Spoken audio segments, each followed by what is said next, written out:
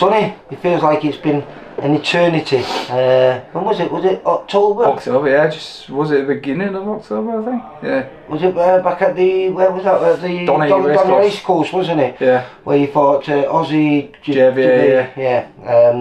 And that was your first fight because you just moved camps. You just joined up with Tommy Coyle. Yes. That was your first fight under Tommy Coyle. Yeah, it was. You've now been training with him for quite a while. I presume you must. Does everything feel right now? Yeah. It's quality, to be fair.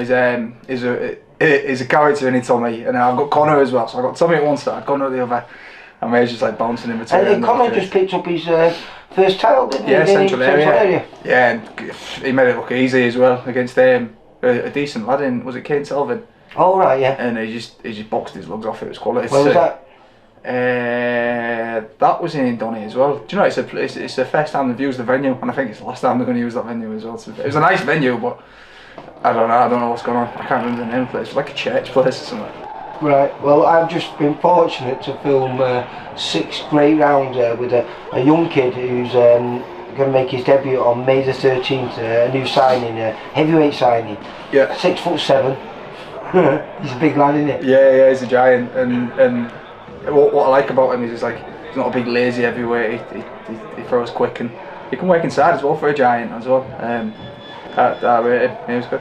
Yeah, do you know something? I do, but I've always rated you, and you still do. You could see, obviously he's preparing for his debut, which is only going to be a 4-rounder.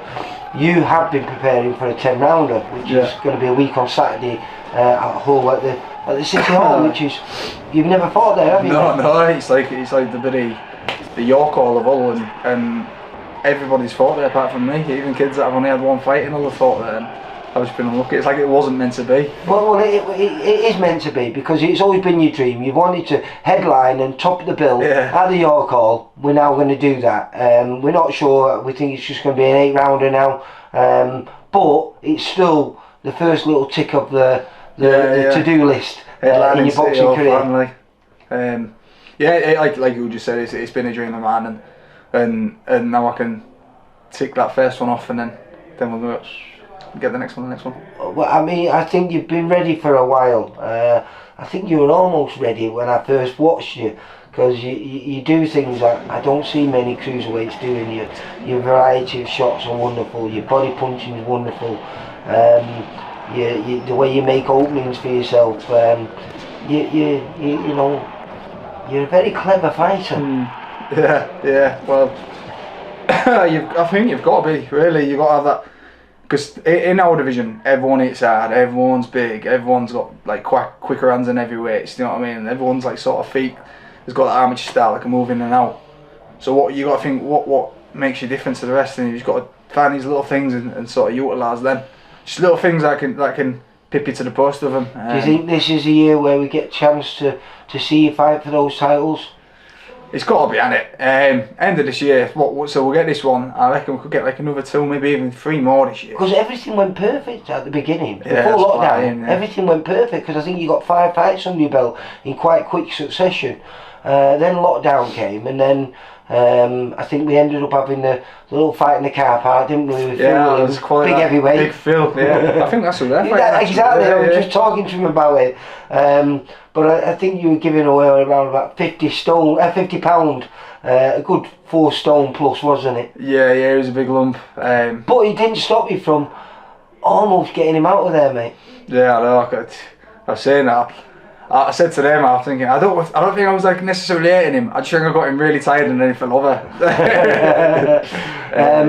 But you are the kid that really does put a smile on my face. You like I say, you're quite persistent, and the way you vary your attacks, like I say, your body punching. I was just watching today, you got some lovely little body shots. I remember where you stopped the kid at Bonus Arena with the left-right hook to the body. You chopped him in 2 nearly. He felt that one. It was the Polish fella, wasn't it? But yeah, he kicked. I remember Steve saying, because he came in the red shorts and he was like, he milled the shape. He was like, bloody hell, he looks like Klitschko. He was like, I think I'm worried for this today. But here we go. But yeah, then I flattened him with the body shots.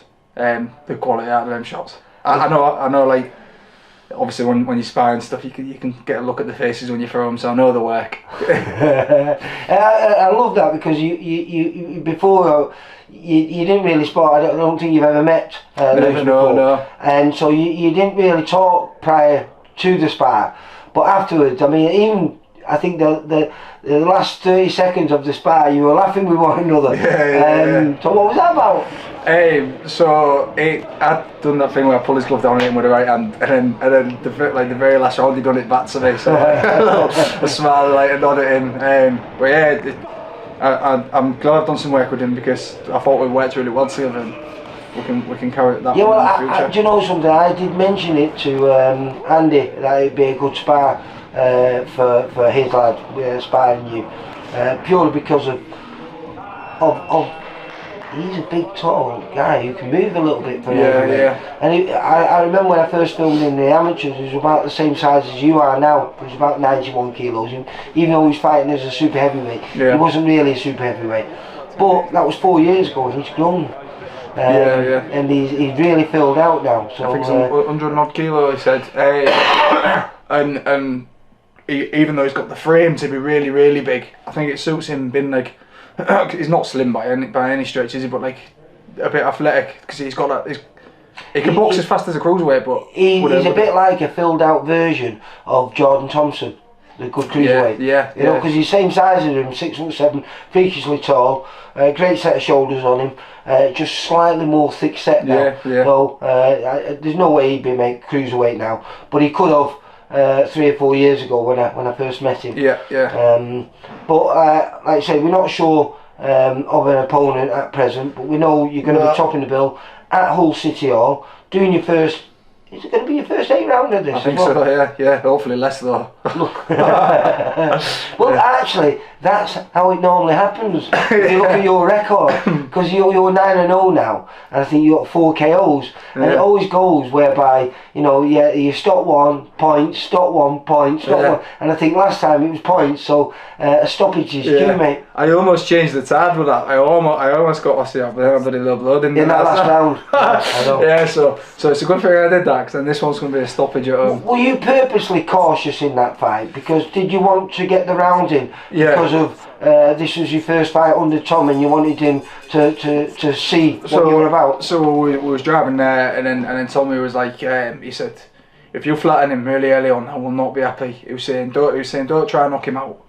He was like, if it comes later on, then I'm happy. But he's saying, just try the little things that we've been working on, sort of, not like negative style of boxing, but sort of trying the boxing for a change instead of, because you were shaking a lot of ring rust stuff, because I think it was almost a year from your previous fight, wasn't it? Yeah, so we just needed to get the rounds in. It was a 6 rounder, and then a stoppage would have been sweet at the end, but it was not to come. But I come out the ring, and my brother came over and was like, oh, it's the nicest I've seen you like boxing. I've done some good stuff, but the stoppages will come. Right, so are you going to put a big smile on my face on, I hope so. On the 15th of April? I hope I flatten him, and there's teeth everywhere. Well, listen, I really enjoyed watching that spar. Like I say, I've not seen Lewis spar before, but I was really impressed with him, and always impressed with yourself, mate. Thank you, mate. Cheers. Sonny, good luck for the 15th. I appreciate Hopefully, I'll take you to win number 10, mate, and maybe even stoppage number 5. I hope so. Or would it be? No, it's fight number 9, isn't it? No, I think you're 9-0, aren't you now? Or am I 8-0? I don't know. Now I've got questions. We're getting on. I'll be getting it wrong. I'm sure you're 9-0, but I might be wrong. I'll go home and check, and people can look at the beginning of the video, because your record will be up there, and they'll find out whether I was right or wrong. I've definitely had some fights. Cheers, Lee. Sonny, you take care. Catch you next week, bye. For all boxing info, news and latest interviews, amateur and pro, across the north, click and subscribe. VIP Boxing Promotions. Also Twitter, Instagram and Facebook.